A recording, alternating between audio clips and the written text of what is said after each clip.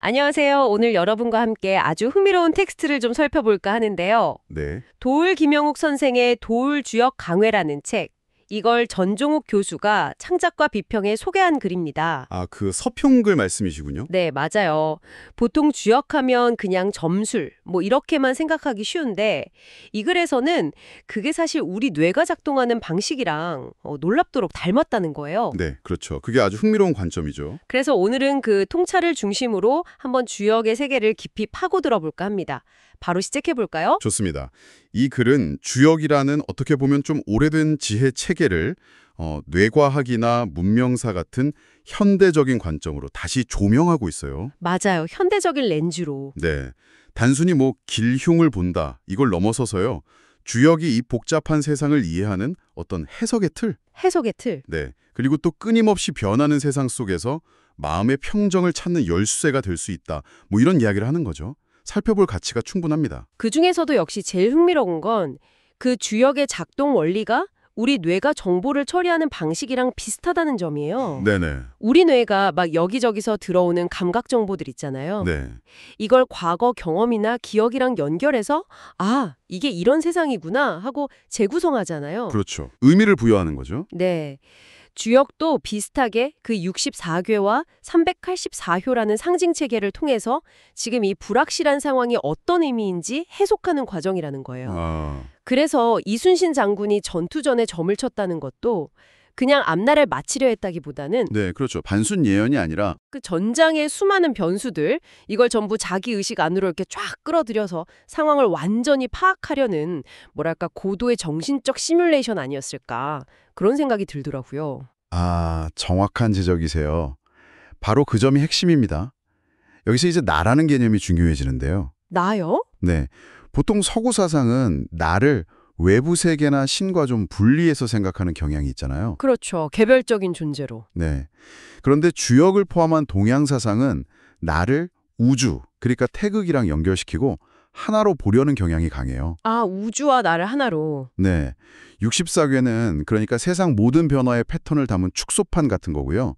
점을 친다는 건 이 거대한 시스템 속에서 지금 나는 어디쯤 있나 그 좌표로 확인하는 행위인 셈이죠. 좌표 확인요? 그렇죠. 그러니까 외부 정보를 받아들여서 해석하고 통합해서 어떤 결정을 내리는 그 뇌의 핵심 기능이랑 원리가 상당히 닮아 있다는 겁니다. 와, 듣고 보니 정말 그러네요. 그럼 주역이 제시하는 그 유명한 세 가지 원리 있잖아요. 간이, 변역, 불력. 이것도 좀 설명해 주시죠. 네. 간이, 변역, 불력. 이것도 참 인상적인 개념이죠. 네. 세상은 복잡한데 이걸 64궤라는 비교적 단순한 모델, 간이로 설명하고 그렇죠. 그게 간이고요. 복잡함을 단순화하는 힘이죠. 그러면서도 세상 모든 건 끊임없이 변한다. 이게 변역이고. 네, 변화를 인정하는 유연함. 그런데 그 변화 속에서도 영원히 변하지 않는 근본 원리가 있다. 불력. 이걸 동시에 보여준다는 거잖아요. 맞습니다. 예를 들면 계절은 계속 바뀌죠. 봄, 여름, 가을, 겨울. 이건 변역이에요. 네. 이게 불역인 거죠. 그렇군요. 이렇게 모든 변화가 결국은 64궤 384효라는 예측 가능한 시스템 안에서 이루어진다는 믿음. 이게 혼란스러운 현실 속에서도 어떤 심리적인 안정감을 주고 상황을 좀 더 크게 볼 수 있게 해주는 힘이 되는 거죠. 네, 그렇죠.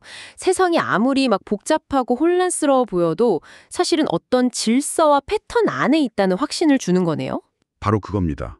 그리고 라이프니츠 얘기는 정말 신기했어요. 그 서양 철학자가 주역 64궤 배열에서 0과 1, 이진법 체계에 영감을 얻었다는 거예요. 네, 그렇죠. 그 음효, 끊어진 선이랑 양효, 이어진 선. 딱 두 가지로만 구성되잖아요. 네. 이게 라이프니츠한테 0과 1이라는 이진법 체계에 구체화하는데 아주 결정적인 힌트를 줬다고 알려져 있죠. 오래된 지혜 속에 미래 기술의 씨앗이 있었다니 참 대단해요. 네. 더 나아가서 보면 요즘 인공지능 발전하는 걸 보면요. 방대한 데이터를 막 학습해서 패턴을 알아내고 미래를 예측하려고 하잖아요. 네, 그렇죠. 빅데이터 분석 같은 거. 어쩌면 이것도 주역이 추구했던 세상을 이해하는 방식과 좀 묘하게 겹쳐 보이는 면도 있어요. 오, 흥미로운데요? 그리고 돌 선생의 강해는 특히 그 마왕태 백서 같은 새로운 자료들을 막 활용한다는 점이 주목할 만해요. 아, 새로운 자료요? 네. 기존의 좀 틀에 박힌 해석에서 벗어나서 더 오래된 판본을 통해서 주역 텍스트가 원래 가졌던 그 생생한 의미를 복원하려는 시도인 거죠. 그렇군요. 또 돌 선생 해석 중에 흥미로운 게 주역이 그냥 개인의 처세술 뭐 이런 데 그치는 게 아니라는 거였어요. 맞아요. 사회의 근본적인 변화, 그러니까는 혁명까지도 사유하는 깊이 있는 철학이라는 점을 강조하시더라고요. 네, 그 부분이 중요하죠. 특히 그 수풍정, 택화혁, 화풍정 이 세 괴를 연결해서 해석하는 부분이 아주 인상 깊었어요. 아, 네. 그 부분은 주역이 담고 있는 어떤 사회적인 메시지를 잘 보여주죠. 우물, 정, 괴는 모두가 같이 쓰는 생명의 근원, 물이잖아요. 네, 물. 이건 자연적인 공유, 평등을 상징하고요. 반면에 솥, 정, 괴는 불을 이용해서 음식을 만들어서 나누는 것, 즉 문명의 결과를 공유하는 사회적 평등을 상징해요. 아, 자연의 평등에서 문명의 평등으로. 그렇죠. 그리고 이 두 개 사이의 변화를 이끄는 게 가죽 혁괴고요. 재밌는 건 이 세 괴 모두에 바람, 풍의 요소가 들어있다는 거예요. 바람이요? 네, 바람은 변화의 역동성, 어떤 신바람 같은 걸 의미하거든요. 결국 자연의 평등에서 시작해서 문명의 평등으로 나아가야 한다, 더 나은 공동체를 향한 어떤 염원 같은 것이 주역 속에 담겨있다는 해석인 거죠. 와, 정말 깊은 해석이네요. 오늘 주역이라는 오래된 지혜가 우리 뇌 작동 방식과 어떻게 닮았는지, 또 세상을 이해하는 도구가 될 수 있는지 살펴봤는데요. 네, 도올 김용옥 선생의 강해를 통해서 또 새롭게 조명받고 있다는 점도 확인했고요. 복잡한 변화 속에서 길을 찾는 어떤 나침반 역할을 할 수도 있겠어요. 맞습니다. 세상 만물이 다 서로 연결되어 있고 모든 변화는 결국 거대한 질서 속에서 일어난다는 주역의 통찰. 이게 점점 더 파편화되고 예측 불가능해지는 현대사회에서는 오히려 더 중요해질 수 있다고 봐요. 네, 저도 공감합니다.